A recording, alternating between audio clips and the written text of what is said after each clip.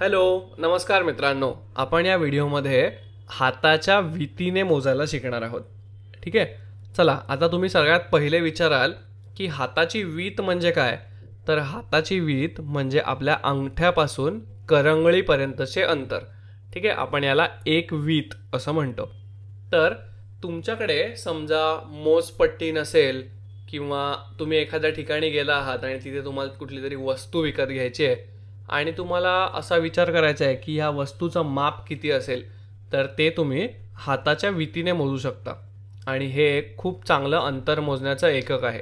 तर हाताच्या वितीने मोजण्यासाठी तुमचा हात पूर्णपणे अशा प्रकारे ताणून बघा आणि अंगठ्यापासून करंगळीपर्यंत तुम्हाला किती अंतर मोजता येते ते बघा. तर जेव्हा तुमच्याकडे अशा प्रकारे मोजपट्टी नसेल तेव्हा तुम्ही मोजणे सोपे करण्यासाठी हाताच्या वितीने मोजू शकता. आणि हाताच्या वितीने का बरं? कारण याचं सगळ्यात सोपं कारण आहे की हात नेहमी आपल्या सोबत असतो, म्हणून आपण नेहमी आपल्या हाताने मोजू शकतो. आता समजा मी एका दुकानात गेलोय आणि मी या दोन उशांमध्ये थोडासा कन्फ्यूज झालोय की कुठली उशी घ्यायची, की मी उशी ए घेऊ की उशी बी घेऊ. आणि आईने मला सांगितलं होतं की सगळ्यात लांब असलेली उशी घेऊन ये. तर मी कसं मोजणार की ह्याच्यामधली कुठली उशी ही लांब आहे ते? तर चला, आपण आपल्या हाताच्या वितीचा वापर करूया आणि त्या उशीमधलं अंतर मोजूया. तर सगळ्यात पहिले मी उशी ए घेतो आणि मोजायला सुरुवात करतो. 1, 2 आणि 3. तर ही उशी किती लांब आहे? तर ही उशी 3 वीत इतकी लांब आहे असं आपण म्हणू शकतो. चला, आपण दुसरी उशी बघूया. तर ही दुसरी उशी आहे आणि ही आहे उशी बी. आता ही उशी मोजताना आपण वीत बघूया. 1, 2, 3 आणि 4. आपण बघितलेलं आहे की ही उशी 4 वीत इतकी लांब आहे. तर या दोन उशांमधली कुठली उशी लांब आहे? तर उशी बी ही सगळ्यात जास्त लांब आहे. त्याच्यामुळे मला आता समजलंय की मला उशी बी ही घरी घेऊन जायची आहे. तर आपण अशा प्रकारे हे जे हाताच्या वितीने मोजलेलं अंतर आहे हे कशासाठी चांगलं आहे? तर हे उशा मोजण्यासाठी किंवा छोट्या गोष्टी जसं की पुस्तकं मोजण्यासाठी किंवा झाकण, ट्रे अशा छोट्या गोष्टी मोजण्यासाठी चांगलं आहे. परंतु तुम्ही खूप छोट्या सुद्धा गोष्टी याच्याने मोजू शकत नाही. जसं की तुमच्या छोट्याशा बोटा इतकंच माप असलेली लहान खेळणी आणि खूप मोठी भिंत, समजा अशी अख्खी भिंत आहे तुमच्यासमोर, तर ती सुद्धा वितीने मोजणं थोडं कठीण आहे. कारण त्या भिंतीच्या एका टोकापासून दुसऱ्या टोकापर्यंत किंवा वरपर्यंत पोचणं हे थोडं अवघड गोष्ट आहे.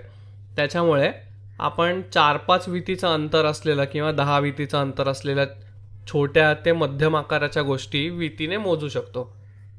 चला, आपण अजून एक उदाहरण बघूया आणि मला सांगा या दोन पुस्तकांमधलं कुठलं पुस्तक जास्त लांब आहे ते. ठीक आहे. तर पुन्हा आपण आपल्या वितीचा वापर करूया आणि बघूया की हे जे पुस्तक 1 आहे हे किती वीत लांब आहे. तर ते आहे 1 आणि 2. हे पुस्तक 2 वीत लांब आहे. म्हणजे पुस्तक 1 हे 2 वीत इतकं लांब आहे. आणि आपण आता बघूया दुसरं पुस्तक. तर हे पुस्तक आपल्या एका वितीच्या अंतरा इतकं आहे.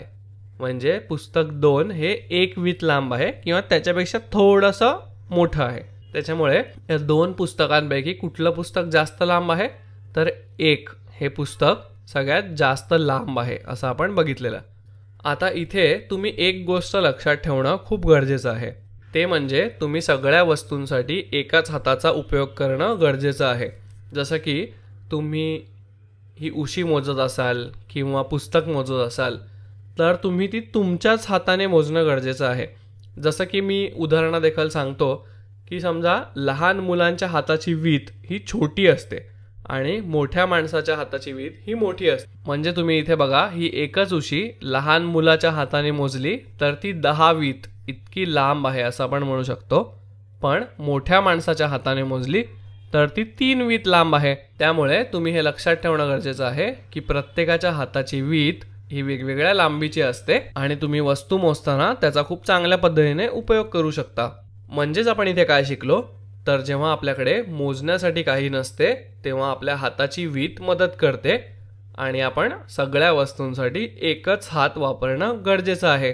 तर आता तुम्ही सुद्धा प्रयत्न करून बघा आणि तुमच्या आजूबाजूच्या कुठल्या कुठल्या गोष्टी तुम्ही हाताच्या भीतीने मोजू शकता ते बघून वहीमध्ये लिहून ठेवा.